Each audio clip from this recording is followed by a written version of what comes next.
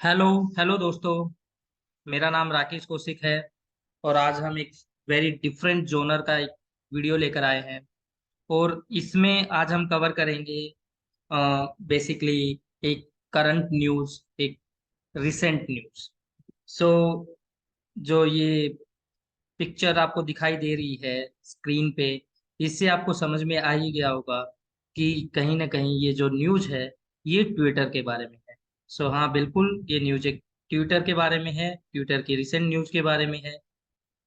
सो news ये है कि रिसेंट में एलन मस्क साहब ने बहुत सारे भारतीयों से नौकरी छीनी।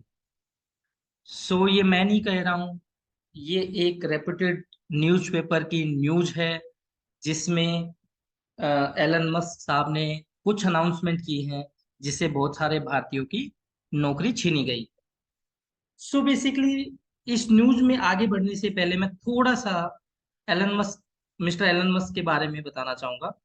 सो मिस्टर एलन मस्क दुनिया के सबसे अमीर व्यक्ति हैं और रिसेंटली इन्होंने ट्विटर को $44 बिलियन में खरीदा है।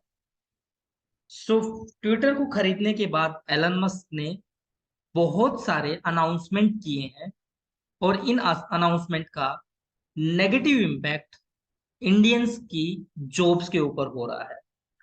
सो प्राइमा फेसिया देखने से ऐसा लग रहा है कि ये बहुत ही बड़ा इम्पैक्ट करने वाला है। जो एलन मस्क ने जो अनाउंसमेंट किए हैं, जो एलन मस्क ने डिसीजन लिए हैं। सो जो मैं जिस न्यूज की बात कर रहा था वो न्यूज है ये: Twitter fires more than 90% of India staff. ये आज की न्यूज है जिसमें ट्विटर ने इंडियन जो जो ट्विटर का इंडिया ऑफिस है उसमें 90% स्टाफ को फायर कर दिया। सो अराउंड 200 के आसपास स्टाफ था जिसमें से लिविंग जस्ट ए डजन 10 से 12 लोग ही बचे हुए हैं।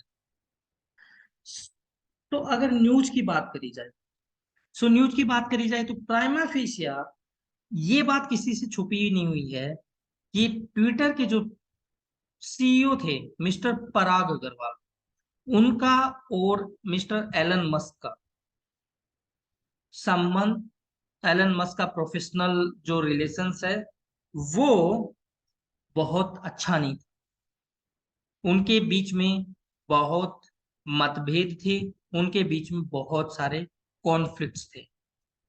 सो क्या ये 90% जॉब्स जो गई है, क्या इन कॉन्फ्लिक्ट्स का नतीजा है? सो मैं बोलूंगा कि दो बड़ी बंदूकें लड़ रही हैं और गरीबों का जीवन प्रभावित कर रही हैं।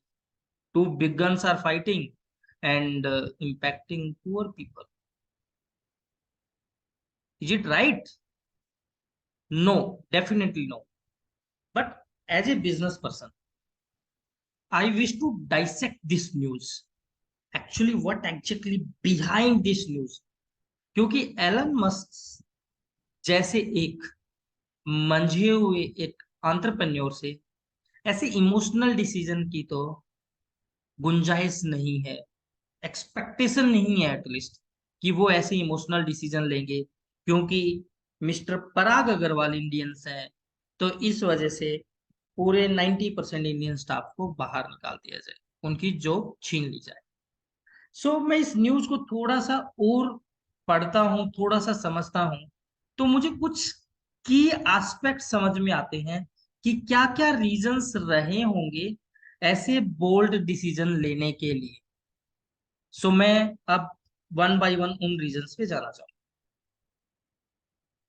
सो मेरे व्यूज जो हैं इस न्यूज के ऊपर वो इस टाइप से: बेसिकली जिस दिन एलन मस्क ने ट्विटर को खरीदा उसके तुरंत बाद एलन मस्क ने अनाउंस किया कि ग्लोबल लेवल पे वो 50% स्टाफ को छटनी कर देंगे, 50% स्टाफ को ले ऑफ कर देंगे।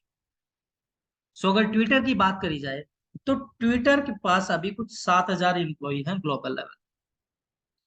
और जिस दिन ये न्यूज आई थी कि एलन मस्क ने ट्विटर को खरीद लिया है, जिस टाइम पर सब फॉर्मेलिटीज कंप्लीट हो गई थी, उसी दिन बेसिकली उनके जो कॉरपोरेट ऑफिस है वहां से न्यूज बिल्कुल क्लियर कट बताई गई थी कि half of staff will be laid of,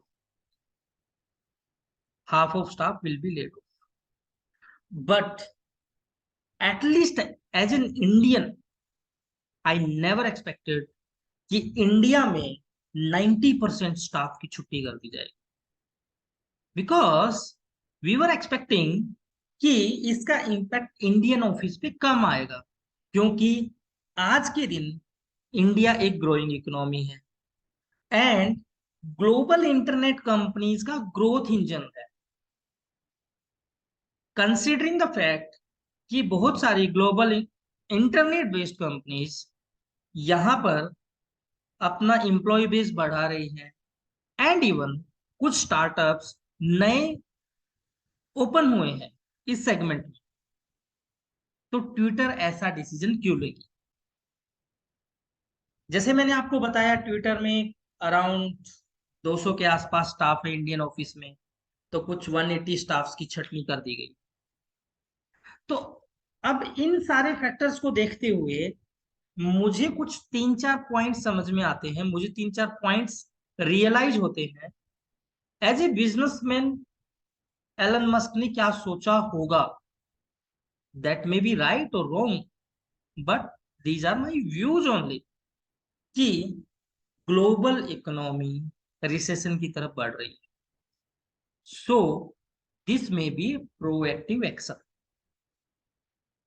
कि मैं स्टाफ की छटनी कर दूं और बेयर मिनिमम स्टाफ से अपना बिजनेस रन करूं। दूसरा रीजन ये हो सकता है कि एलन मस्क ऐसे बोल्ड डिसीजन के लिए जाने जाते हैं। इवन ऐसे डिसीजन वो अपने करंट जो उनका सबसे बड़ा ऑर्गेनाइजेशन है टेस्ला, उसमें भी कर चुके हैं। सो इसलिए ये कोई सरप्राइज नहीं है कि वो ऐसे डिसीजन नहीं ले सकते, वो ऐसे डिसीजन लेंगे ही लेंगे। और एक और बड़ा रीजन जो मेरे को समझ में आता है, एलन मस्क ने बेसिकली कंपनी खरीद के जो सबसे पहला काम किया था, मिस्टर पराग अग्रवाल को बाहर कर दिया, बाहर का रास्ता दिखा दिया। देन मिसेज विजया जो लीगल एडवाइजर हेड थी, उनको भी बाहर का रास्ता दिखा दिया एंड इवन पूरे बोर्ड ऑफ डायरेक्टर्स को बाहर का रास्ता दिखा दिया। बट एक सेंट्रल लेवल पे कंट्रोल करने के अलावा मिस्टर एलन मस्क को लगता होगा कि मुझे एडमिनिस्ट्रेटिव लेवल पे भी कंट्रोल करना चाहिए।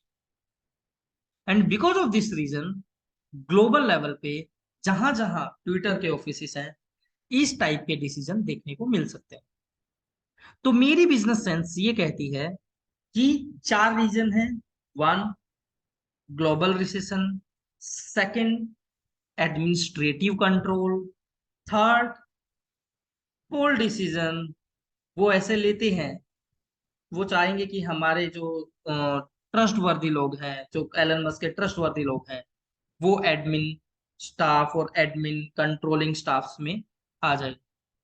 एंड फोर्थ रीजन हमको नहीं भूलना चाहिए, जो मेरी प्रीवियस स्लाइड में था, कि पराग अग्रवाल के साथ जो उनकी एक खटास भरी एक एक कॉन्फ्लिक्ट जो रहा है, that may be one more reason, that may be one more reason.